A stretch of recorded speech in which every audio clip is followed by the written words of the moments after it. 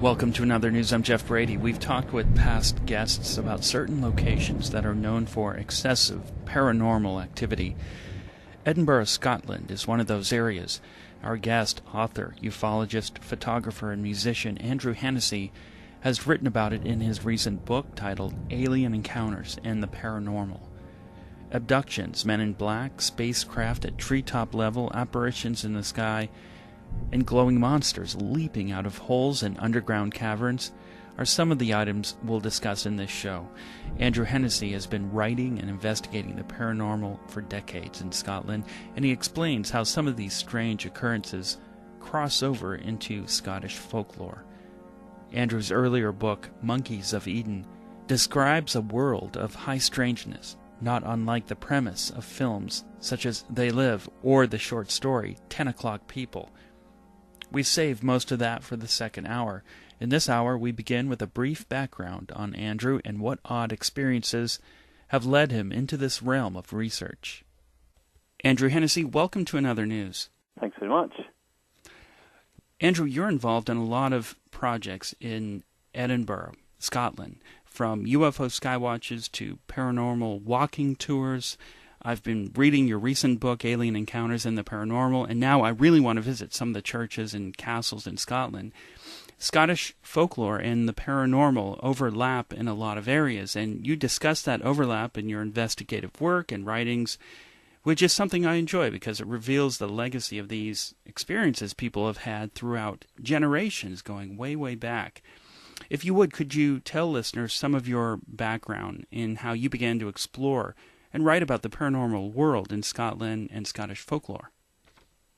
When I was younger, I was introduced to paranormal issues from my parents. My mother had the gift of the second sight and seemed to bring all sorts of alternative visions and explanations to things that were going on. And I remember through my childhood, having visions or encounters and stuff like that.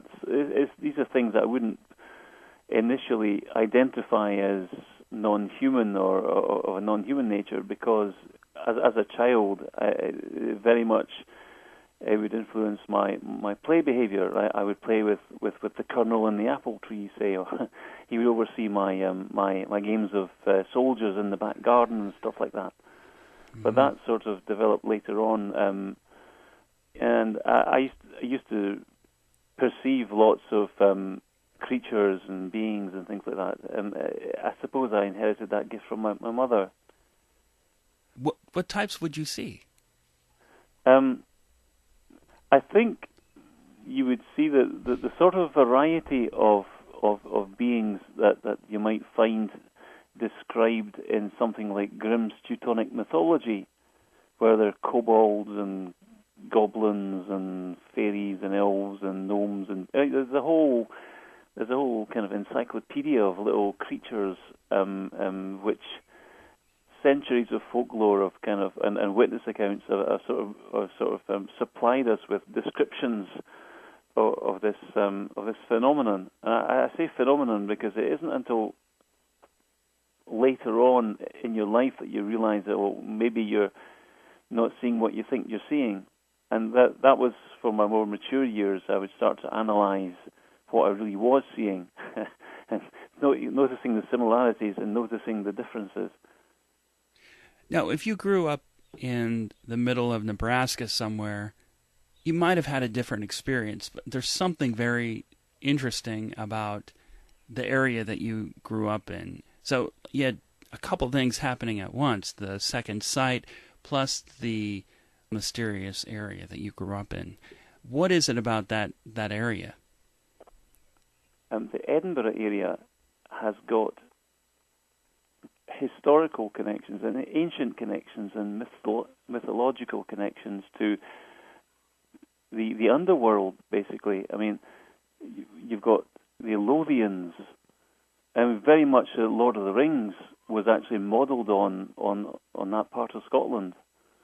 There's quite a lot of connections and tie-ins between the Lord of the Rings and the actual book itself written by J.R.R. Tolkien, and many of the historic events and people from Scottish mythology.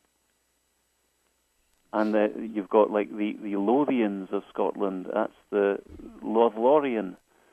Quite a lot of abductions were taking place in the Lothians, and ufology and some of Scotland's most famous abductions took place in the middle of that sort of golden circle. In fact, there were a lot of lottery wins taking place in that area too, as well as being a UFO triangle from Bonnybridge to East Lothian and West Lothian and all that. The whole area had a history of interaction with paranormal creatures, and I think this has largely got to do with the underground scenario in that area, the caverns, cavern systems, There's places called Goblin Halls in the Lothians. There's little villages called Elphinstone and all that sort of thing. The whole area is absolutely steeped in all the mythology that Hollywood now sort of makes movies about. And it really was, and still is today, happening in that part of Scotland. Yeah, I want to get into the underground aspect of it a bit later, but yes, there is the cinematic references and portrayals. I really enjoy the realness of your videos and other people's videos when you're examining the landscape. And in some of the videos on your channel, it's under the name of your name, Andrew Hennessey. I was interested in your investigations around the Gorbridge area, Scotland, that are being used for, you mentioned, spacecraft landing and taking off. I love that idea. There are some other people on YouTube that have a similar hypothesis.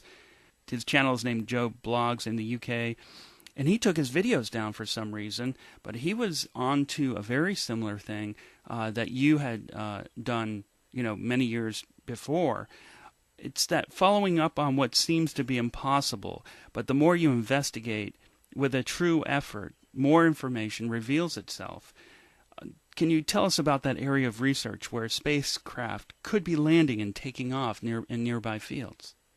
Yes, the Gorbridge phenomenon, it is a window area, and multiple witnesses.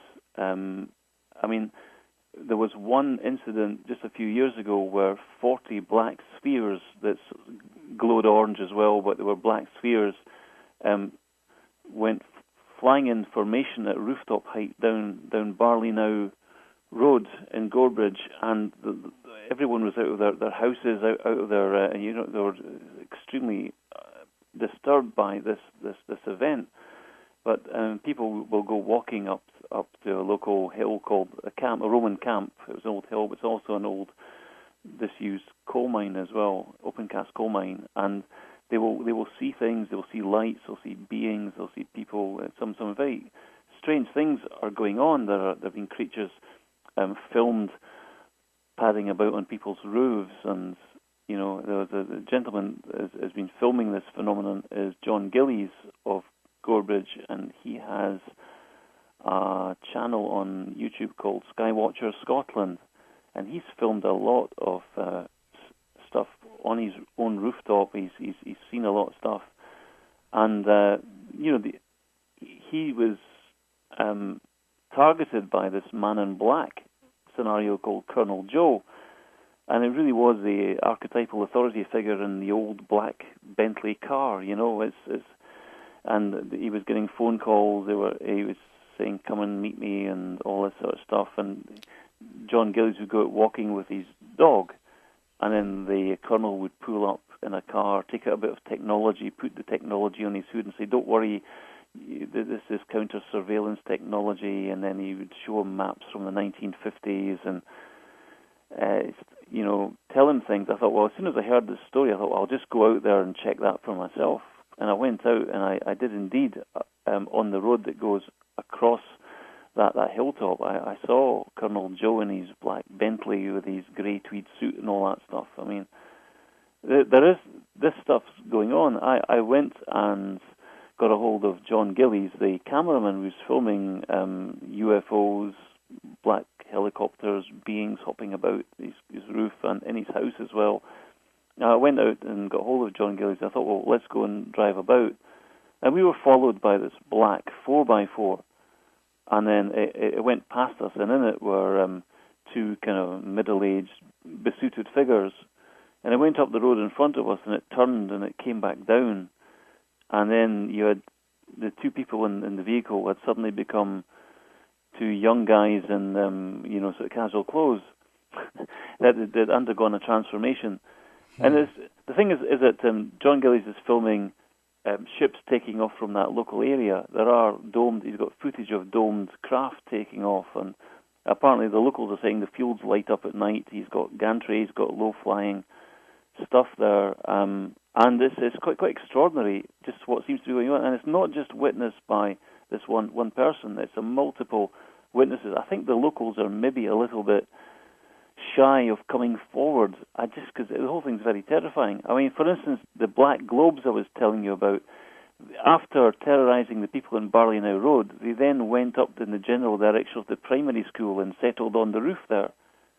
So I'd imagine that the locals would be a bit concerned that these strangely piloted vehicles were landing on their school roof. So it just, the whole area for the last 10 years anyway has been like this. And when I went to investigating the Gorebridge situation, I discovered that it's got far older roots than just the last 10 years. I mean, it goes back decades, and then the more you dig, the more you find the fairy stories, the fables of the creatures in the hills, in the hillside, stories of the fairy parades. And the fairy parade is when, under the full moon, the fairy people will come out and in a little procession, and they'll wear all their best clothes. In the 1970s, near Crichton Castle, that's not very far from Gorebridge, where two young men had decided to go into the local churchyard, and they witnessed a fairy parade. And in Scottish tradition, the fairy parades usually have knights in shining armour and ladies and damsels in evening dress with pointy hats on and all that sort of stuff. And that's the typical fairy parade of courtly vision of times gone by. But the fairy parade they witnessed was of gentlemen and ladies in evening suits and evening wear.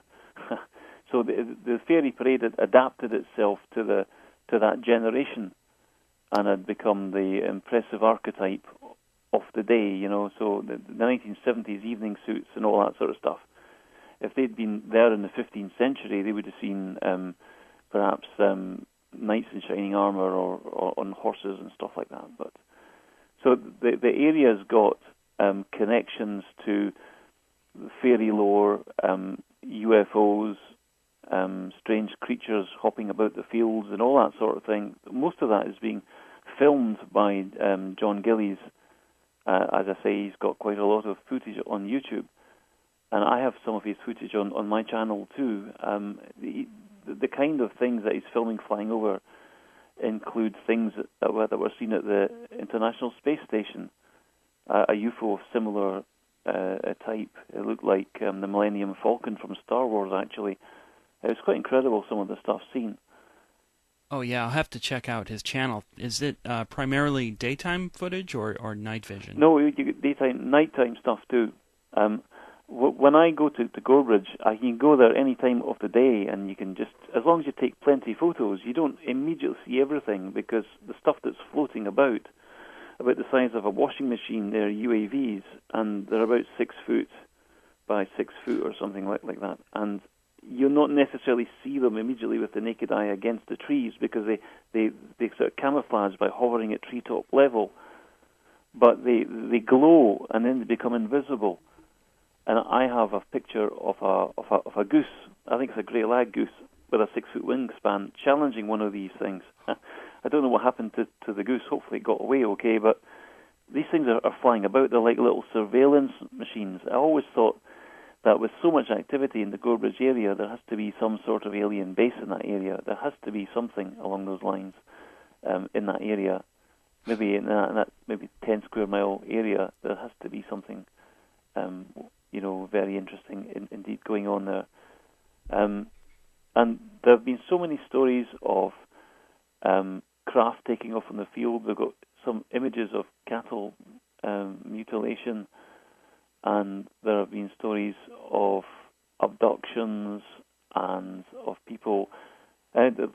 Dalhousie Castle abduction. Lady was heading off to work at 4:30 in the morning. Dalhousie Castle abduction was in, I think it's 2008. I can't remember exactly, but I think it's 2008. Dalhousie Castle abduction, December the 3rd, 2007. December 3rd, 2007, a lady heads off to work, and she's come up to the traffic lights at this bridge at Dalhousie Castle. The lights go out, her car engine dies, she gets out her car, and overhead is this big craft with lots of little lights around it. And as she's standing there, another car pulls up beside her, and a young gentleman gets out of the car, picks up his mobile phone dies. He realizes he's in a lot of trouble because his own car engine and everything electronic he's got is suddenly stalled.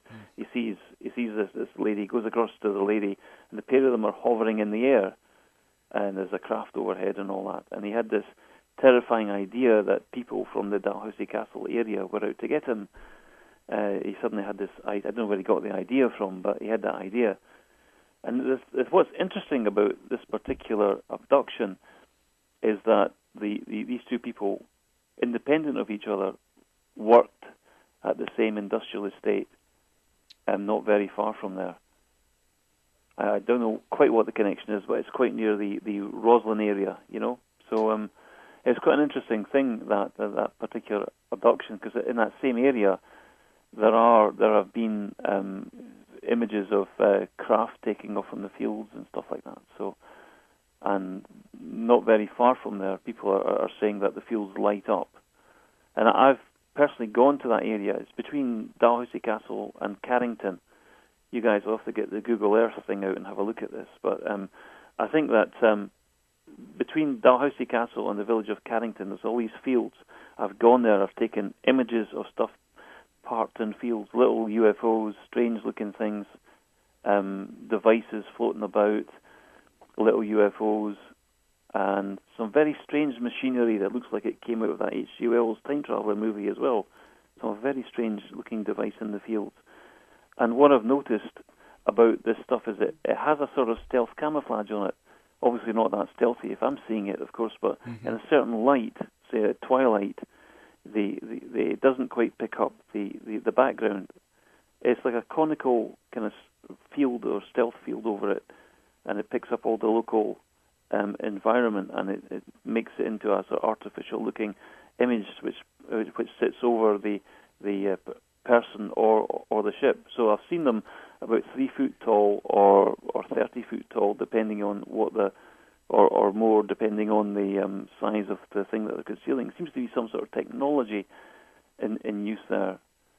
But I mean, I know that, for instance, that even the information disclosed to the public about the U.S. research about camouflage and stuff showing shining through the stuff behind to make it appear that there's nothing actually there. That's right. Mm-hmm. This sort of thing is being seen at Gorebridge. There was a guy out walking, and he could see, he was near that hilltop on the Roman fort I was telling you about. He was near the hilltop there, and he could see somehow that horizon had been amplified in front of him, and it just looked very odd to him that somehow the perspective was all wrong. So this is the same John Gillies that's filming the local hillsides at sunset, and shining through the rays of the setting sun are shining through and behind some of the stuff that's parked on the hills, and he has images of this big black triangle which the rays of the setting sun are shining through its camouflage. So obviously, if these beings are giving technology to our governments, then the technology isn't all that great.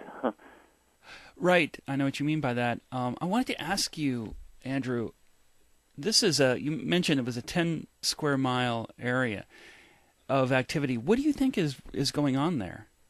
Well, it could be, according to the local member of parliament at the time, there was nothing much going on there.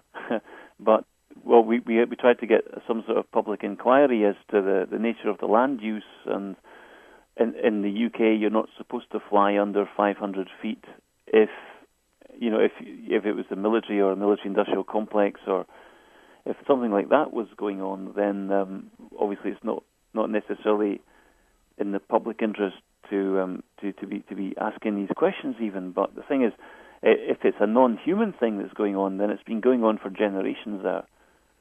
And it might well be that the military are somehow involved these days as well.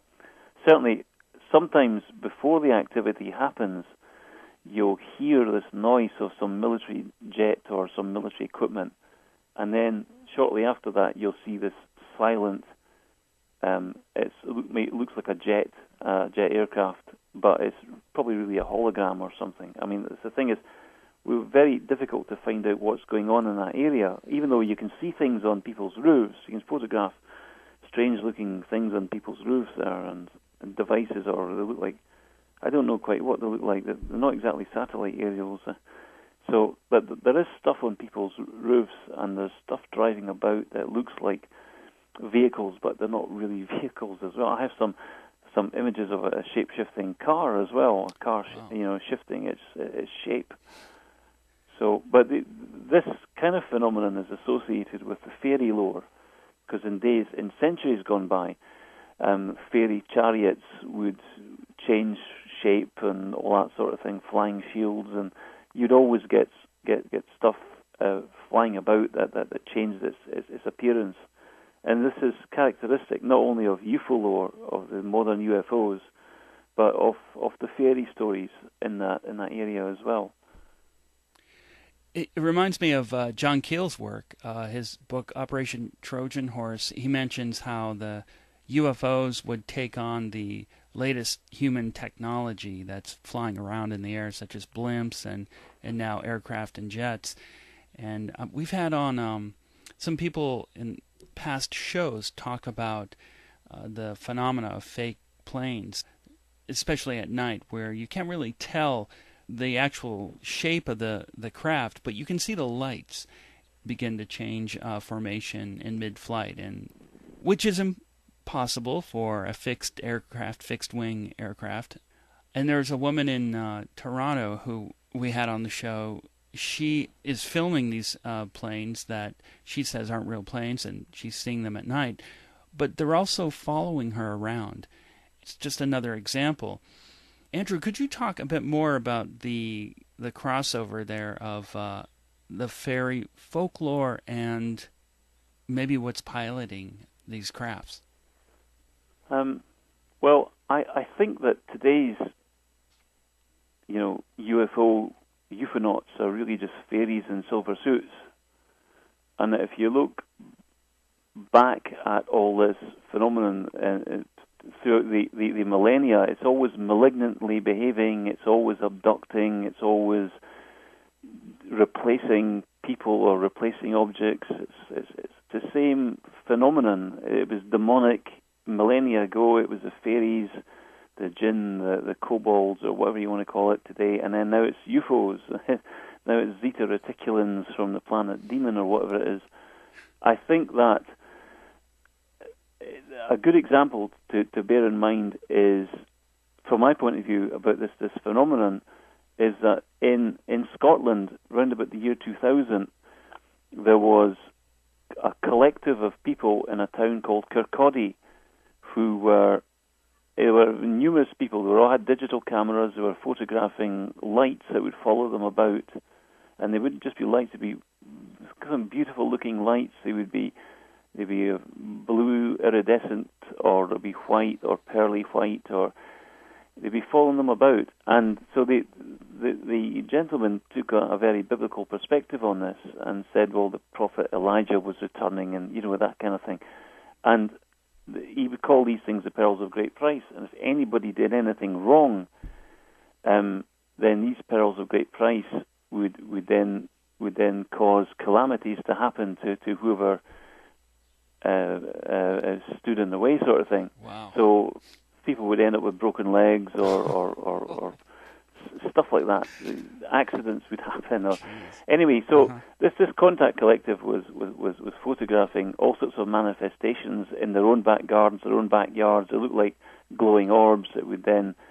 what happened with myself was that was that I was asked to comment on a particular photo that they'd taken. Now, they photographed something that looked like what he said was the prophet Elijah holding a book. And in fact, it just looked to me like an insectoid creature with a ray gun. That's what it looked like to me.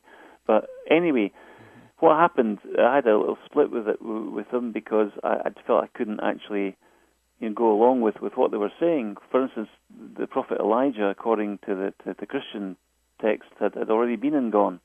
So obviously the prophet Elijah's not coming back a third or fourth time. So at the end of the day, though, they were photographing this stuff at night. Now, one of the gentlemen started filming one of these orbs, these glowing lights, pearls of great price, as they were calling them, and then he followed it out into the middle of the estuary called the Firth of Forth.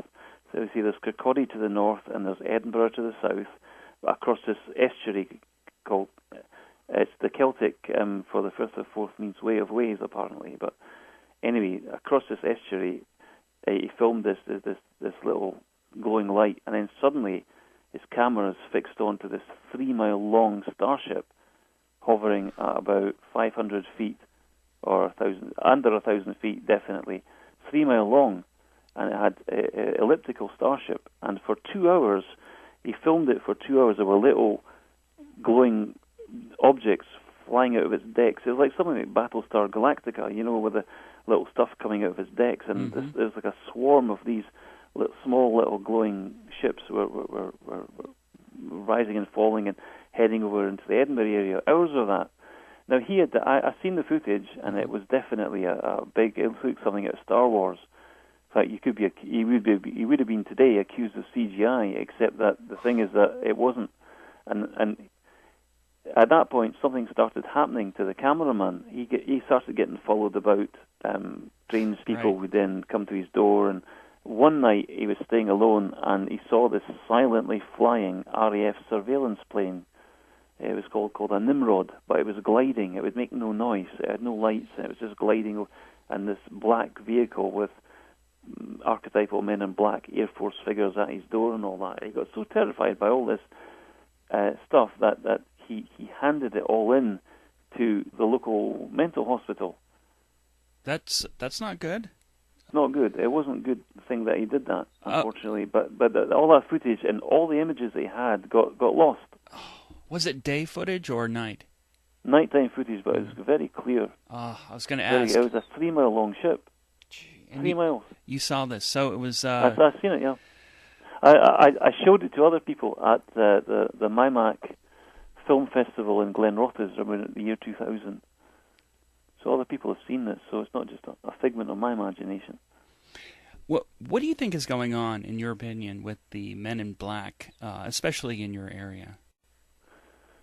Well, I think that the men in black situation is about the greys or the fairies, or whatever you want to do. The greys or the fairies, I think, are one and the same thing. What they do is they manifest things that authority figures that you would be afraid of.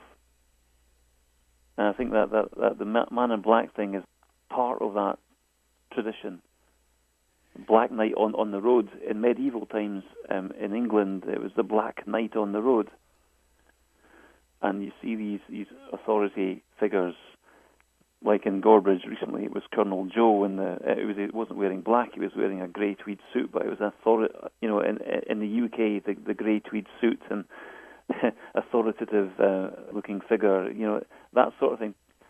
The greys manifest these. I think they're holograms, and that the greys manifest these to terrorize us and put us in our place, sort of thing. They overawe us, overpower us with these visions, of these frightening visions.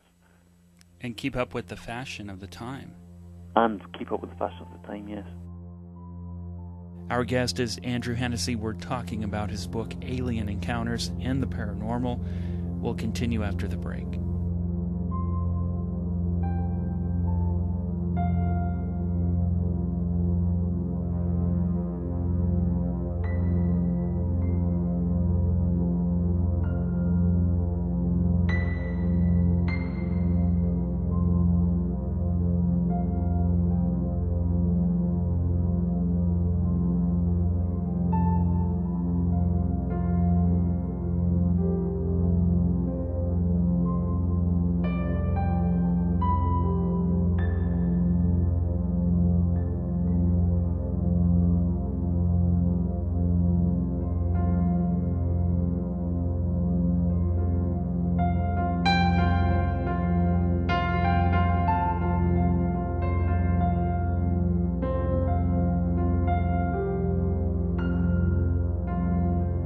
If you've just tuned in, Andrew Hennessey is our guest, and we're talking about strange creatures and UFOs in Edinburgh, the capital of Scotland. There are some breathtaking views in Scotland and beautiful cathedrals and castles on top of cliffs, on islands in the middle of lakes, massive stone structures built on top of rocky outcroppings and mountains barely accessible to people. Some of these castles, as you pointed out, are built over areas of gateways to significant underground tunnel systems, caverns, and labyrinths. There's a fascinating story that you relayed in your writings about a particular castle that led into and behind certain areas of a city. Can you describe that story for listeners? The story relates to Edinburgh Castle. Edinburgh Castle sits on a rock, and the castle rock, occasionally subject to weathering, will crack open, and because it's a military thing, there's a wee military underground communications bunker in there as well. So because it's the tradesmen they would get in to patch it up would be ex-military. But so on this occasion, the two guys had been phoned to come and brick up this crack that appeared in Edinburgh Castle rock. It was so big that the two of them decided to go through the castle rock entrance, and they had a wander around inside these passageways. They got behind the officers' mess. They could see Princess Street, the iconic Scottish street below, and they were wandering around, and suddenly they came to this big drop in front of them, a big cavern. They could feel the air coming up, and they thought, well, goodness, this is some big deep drop in the castle rock. So they picked up a stone and they dropped it, and then very suddenly, they didn't actually hear the stone hit the bottom, but they suddenly realised that they could hear stuff happening down there. Something very close to them happening. There was scurrying or something, and then suddenly up comes this big green glowing reptilian creature, and the pair of them were terrified, and they went running and running. It chased them through the corridors and back out into Johnson Terrace. And they were so terrified that they had to take time off work, and they came to the Theosophical Society in Edinburgh because they were very disturbed about what they'd seen. I bet. It isn't anything like they'd ever. It was like something out of a horror story or a B movie. They're lucky to be alive.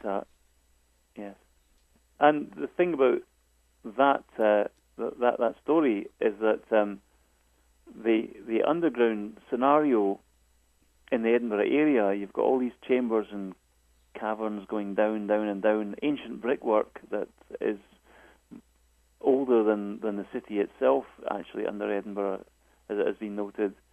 There is tunnels and caverns which are more modern, 18th century, and I think there's a story of the cavern system under where the Scottish Parliament now is, and that comes out at a place called Calton Hill, just above the Scottish Parliament and all that. And Calton Hill is a fairy hill where all the fairies used to hang out.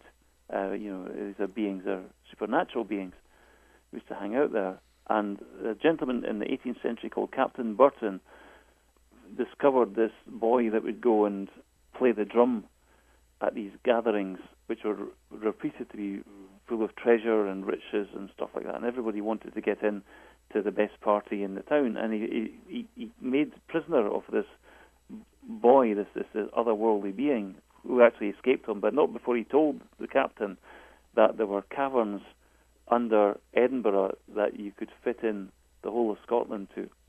Oh my God. Everyone in Scotland could stay in the caverns under Edinburgh. That sounds like what Dr. Carmen Bolter has found under a pyramid in Egypt, about 160 feet down into the ground. It's about 107 acres down there.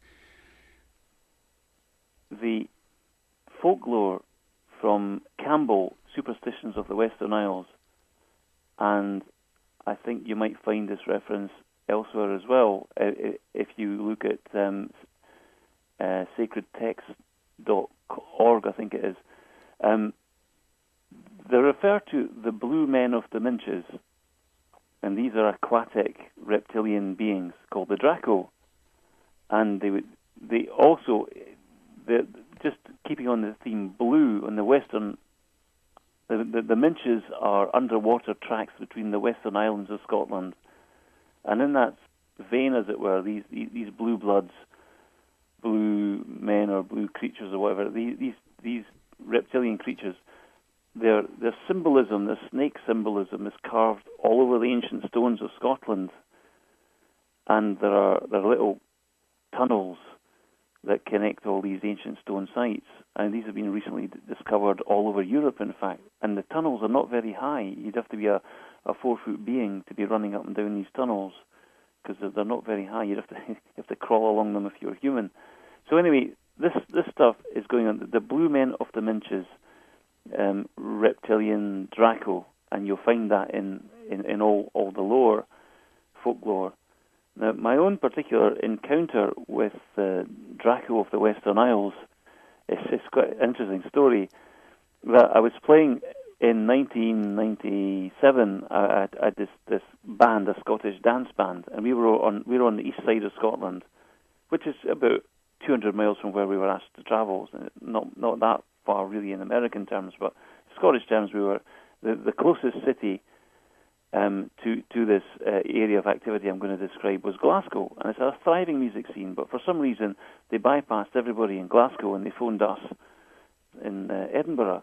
I was saying Edinburgh at the time, and they got our band. I explained to them, well, we're going to have to charge you a lot for our petrol and all that, because it's quite a long hike to get over there down to Campbellton. Paul McCartney of Wings wrote a song about that. Mullif Kintyre, oh mist rolling in from the sea, etc. His desire was always to be there, etc. So anyway, we took the drive down to Mullif Kintyre, and it was a Wickerman country. It was fishing nets, all very picturesque. And we arrive at this village, and there's a big house, and there's a village. We were playing in the wee village hall next to the big house and all that sort of thing. So we were playing for our dancing, playing away or dancing. I noticed while we're playing for the Scottish dance music, there's this tall, young, black-haired lady watching the band and watching me as well. I thought, oh my goodness. So at half-time, when we'd stopped for our break, we went over to the buffet, where in Scotland it's usually pastries and baked goods and stuff. For some reason, this buffet was very, very fishy. It had herring, it had shellfish. It was the most. It looked like it just come out of the ocean. To be honest, it didn't look that appetizing to the ordinary person. To be honest, it looked terrible. It was one of the worst buffets I've ever seen in my life. There were little bits of fish rolled up, stuck with it. It was horrible. So anyway, I'm standing at this buffet wondering if I should eat anything. Never mind if I could. And along comes this lady with young lady with the black hair, a alluring young lady and all that sort of stuff. We're having this conversation. She's saying, well, in this part of Scotland, the fishwives suck the bone from the herring. Because I'm looking at the herring, it looks very interesting. But I mean, I don't know what they've done with the fish, but it just anyway. Along comes this older lady, and well-dressed older lady stands beside the young lady. They have a quick conversation and say, exchange niceties, and then the young lady looks at me and then turns to the older lady and says, "Mama, I've never seen anyone like that before. Can I keep him?" And I thought, well, I'm kind of out of the equation here. Am I a parakeet, or what could I possibly be? Right. Supposing the thing that struck me later was Mama looked at me and I looked at Mama. I just said, not a chance. I'm thinking to myself, as you do, no way. But suppose in days of yore, Mama had said yes. I mean, might there be a dearth of Scottish dance bands in the Glasgow area or something? I'm not really sure, but anyway, thankfully, Mama said no, which is good, and we carried on with the Scottish dance, and then we kind of slept on an easy night, and then we headed back to Edinburgh the next morning. I'll tell you, the road going out of that area was so many winding around all these forest roads, it just, I was glad to get home, needless to say. But I wasn't kept in the Mull of Kintyre, which is good. What do you think that was about? It just could have been some kind of non-human encounter, or it just could have been. It didn't seem to be joking. They weren't joking. Right, I gotcha. Yeah, that's what I was thinking too. You're a stray cat or something, but you know, I don't know that. There's a lot of familial bloodlines that go way back in certain areas of Scotland that have connections to maybe Atlantis. Some would argue. And yes. Tell me about evidence or research that you've come across in regard to that. Well, there's two kinds of evidence for the Atlantean scenario in Scotland. One is the mythological, and the other one is the archaeological. The mythology can be found in things like the Irish, the Celtic Book of Invasions, where the Tuatha De Danann, which are the kind of reptilian, the reptilian people, they came across from a far distant land, wherever that might be, or wherever it was they had fallen from.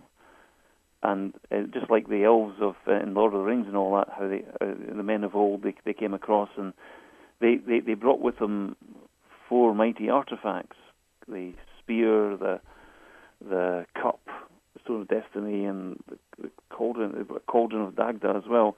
They had these artifacts, and that's in the mythology. And that what happened was that these men of renown, or their descendants were the men of renown. It all seems to be very biblical, this as well, for some reason, that they were creatures of these giant knights have been dug up in Southern Ireland in graves, big giant Irish knights and all that sort of stuff.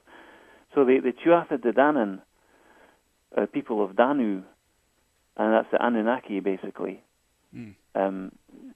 So the Anunnaki have this history of Celtic culture, seems to come from them very much. A Scottish painter called John Duncan has a very interesting painting of this called The Riders of the Sidhe, and Sidhe is spelt Sidhe, and you see these elegant kind of people on horses with snake helmets and all that sort of stuff. So if you look at the Book of Invasions, you'll discover there's an interaction of this bloodline, the Anunnaki bloodline. The same people that came to Sumeria also came to Ireland as well, so the people of the Danu. Now, the archaeological evidence for it all is that in and around Scotland, there are at least 60 places in Scotland where forts, hill forts, have been vitrified, melted down into glass lumps. Now, that's the same sort of thing that you get in the Indian culture, the Vedic culture, the Mahabharata, where you've got the Vimanas, the flying saucers flying about, unleashing the power of the sun on stuff. And interestingly enough, one of the Anunnaki artifacts, which the Irish are supposed to have had, was the Spear of Lu, which was a kind of big, kind of laser blaster that could fry things. And so it does seem that from the lore that the Irish version of the reptilian Anunnaki is the same sort of Anunnaki that were in the Middle East, Mesopotamia. The Anunnaki in Ireland lost a big battle, apparently, and they were banished underground. Well, underground in anywhere on planet Earth, as we know, is, planet Earth is full of underground reptilian stories from the Naga of under Tibet and all that stuff, and to even Ireland, you'll get stories of these creatures, and it might be that the blue men of the Minches and this blue-blooded reptilian idea is all part of the Atlantean fall mentioned in the Book of Enoch, or Josephus's Antiquities of the Jews, the Fallen Angels, and all that sort of stuff. It's a big tie-in in Celtic lore, I think. Yeah, you've done a lot of research on this, Andrew, and I'm fascinated by reading some of your material. A past guest, Dr. Carmen Bolter, who produced the 5-part documentary series, The Pyramid Code, talks about the ancient dynasties of Egypt and how initiates and adepts in certain dynasties had 360 senses. They could hear color and they could see sound. Their genetic structure was fully functional. In a past book that you wrote titled Monkeys of Eden, you mentioned that there are humans living today with fully functional DNA and complete telepathy. Can you tell listeners about this? Yeah, I have a story. When I tell this, the title of this particular story is "How to Win Friends and Influence People," and it's a story of a young lady and her boyfriend from, I'll just call her Anna, from Lithuania, Eastern Europe anyway. Mm-hmm. But Anna, the story of Anna, how I met Anna was that we were involved with our musical projects. We're involved in theatre, and I was working with people who could spontaneously generate scripts in theatre, and I was spontaneously generating the music to go with it and all that sort of thing. Mm-hmm. So we met Anna, as a kind of very theatrical young lady, again, tall, long black hair, attractive, etc., etc. Now, I got invited to Anna's sort of dinner party. I didn't realize it happened to be the night of a full moon, by the way, but I don't know if that had that much to do with it. But when I rang the doorbell, her boyfriend answered the sort of bell and through the intercom said, well, in his best Count Dracula accent, he says, "Welcome, Andrew." "Welcome, Andrew," he says in his best Count Dracula accent, imitation, just a joke. So went upstairs, went to the bathroom, noticed the little plastic snakes and all the snaky Egyptian stuff in the bathroom and all that, which is fair enough. And then we had our dinner, and we were discussing about traveling as a theatre group, etc., which is interesting. But anyway, so Anna beckons me to come through to this room, so I follow Anna through. And so Anna kneels in the carpet in front of me, about 10 foot away, and indicates that I should kneel down and face her. So we're 10 foot away. There's no way we couldn't touch each other. Mm-hmm. And then suddenly, my brain is hit with the most intense feeling of ecstatic, intense feeling of the most ecstatic. It was flooded out. My nervous system could barely cope with that. And she did that 3 times with exactly the same intensity. So I would know. Mm-hmm. Now, someone that could do that to a human being. Now, just think if you meet somebody and say, well, listen, do you really want to sell your house for $40? It's a big house, but then just tickle their pleasure centers just slightly. You'd be up for selling your house to anyone for $40 if they had that ability, wouldn't you? Good point. Yes, I know what you mean. It's happened once before. I didn't know what was going on, but I've encountered something similar, but not quite as dramatic. I didn't sell my house, by the way. But, you see, I was very lucky to have been protected. That's the thing about myself. I've survived an awful lot of weird encounters. I actually became Christian in 2006. Just to say thanks very much to all the saints and angels that had to be looking after me, because I've survived some pretty weird stuff. Well, in your book titled Monkeys of Eden, it's a fascinating read. It touches on so many areas, including the premise of the movie They Live, based on the book 8 O'Clock in the Morning by Ray Nelson. And just recently, Andrew, I read Stephen King's short story titled 10 O'Clock People, which is being made into a feature film right now. Your concept is similar, but very unique in that, yes, they live among us, meaning people who look like you and I, but you describe they have a secret ability, which is telepathy. Can you tell me how you got into writing this book? Well, first of all, Monkeys of Eden is a book I wrote in 1999, and I can guarantee it's only half the picture. It doesn't show how these reptilians use the demonic hive, the alien or Zeta reticulans or the Greys. It doesn't mention the Greys at all. It's only half the picture. But it's certainly the reptilian half of the picture, but it doesn't mention the Greys. See, in my later writings, I come across how it is actually working. There's a sort of dynamic duo. The Greys are the sort of janitors. They do all the matrix work, and the janitorial staff and the reptilians. Anyway, it's a much more complicated picture than Monkeys Reading actually illustrates. But having said that, how did I get into it? I mean, I think it was maybe just I was starting to witness things, and then luckily for me, I just seemed to have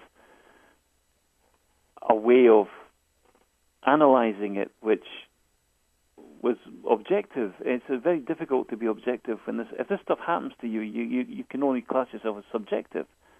So I mean, I wouldn't know for sure if I was seeing what I was seeing. In fact, you might find people that are skeptics who'd come across to you and say, well, there's a philosopher called Descartes. That kind of skepticism is based on Descartes. How can we know anything? And everybody, including witch doctors or psychiatrists or whatever, will say that to you. Mm-hmm. How do you know? How can you know? Mm-hmm. And you say, well, I don't know. It's the very truth. But if there are certain things happening and they're repetitive and the modus operandi, the way it's happening to you is the same, you can start to draw a few conclusions or hypotheses anyway.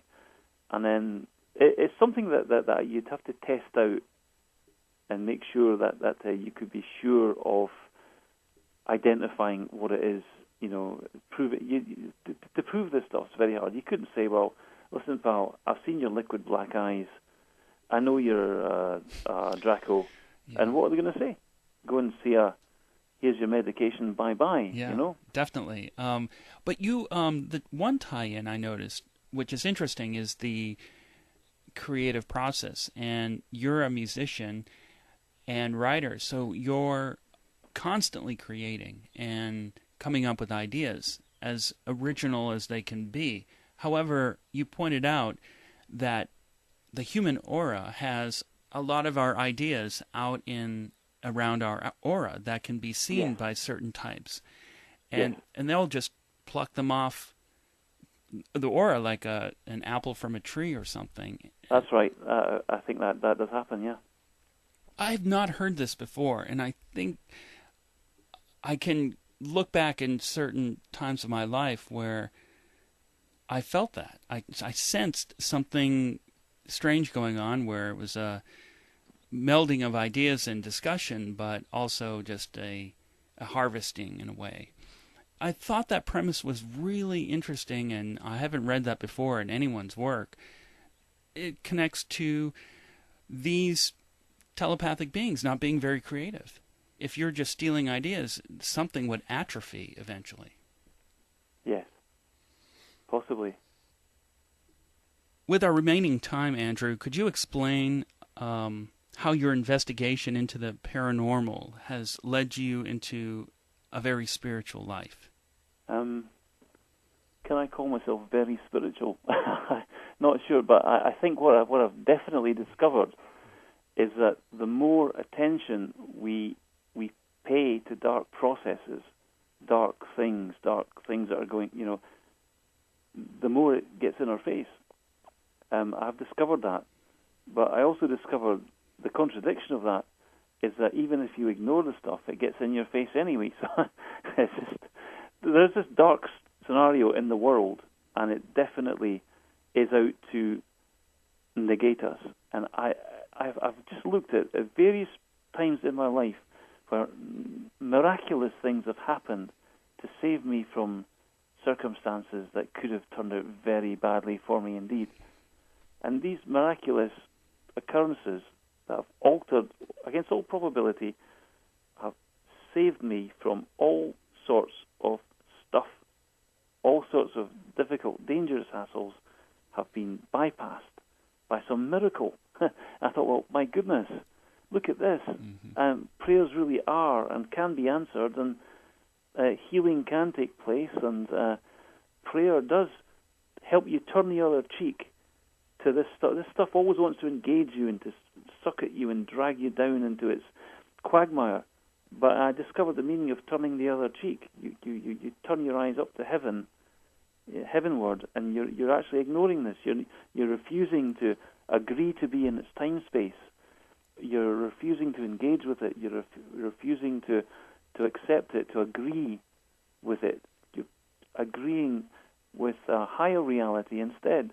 This turning the other cheek thing is, I don't know. It for me, it seemed to strike a chord with me, and I really realized that just how much help I'd been getting, angelic help, spiritual help, whatever you want to call it, it was happening, and I was very, very pleased about that, very grateful. That's not to say that when I started going to church that the things just stopped happening to me. I think that I've shaken hands with a few scaly crawly hands in church. Let me put it to you, and I've seen all sorts of very strange things happening, glowing orbs flying about in church and all that sort of thing as well. I've seen all this as well.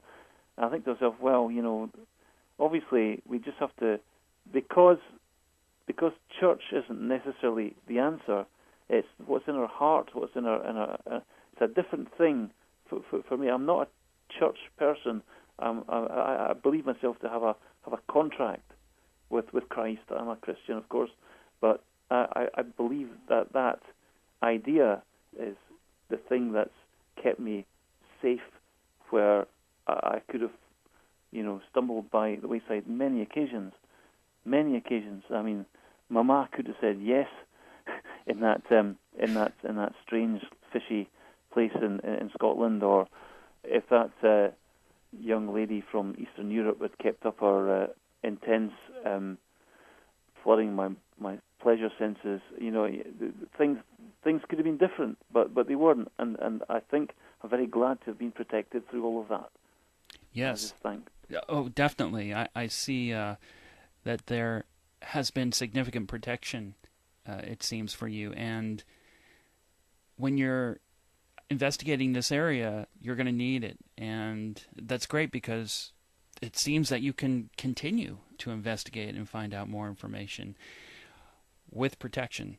And it's been a delight to speak with you and scratch the surface of some of the work that you have been doing for quite a while. And if listeners want to find out more information, what can they do? I'm very findable on the net. Andrew Hennessey. You'll find me on Google, most places. You'll find my websites under Scottish Andrew, and find all sorts of other stuff as well under Scottish Andrew. So they're very contactable, and if you've got any questions, you're more than welcome to get in touch. Andrew Hennessey, thank you so much for being on In Other News.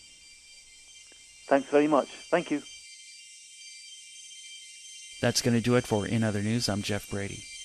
Visit inothernewsradio.com for more information on the guests or to leave a comment. I'd like to say a big thank you to Keith Rowland for bringing In Other News onto the Dark Matter Radio network. It's really an honor to be on this network with other fantastic hosts and radio shows. And I can't wait for Art Bell to come back in July. That's coming up as well. But thank you, Dark Matter Radio.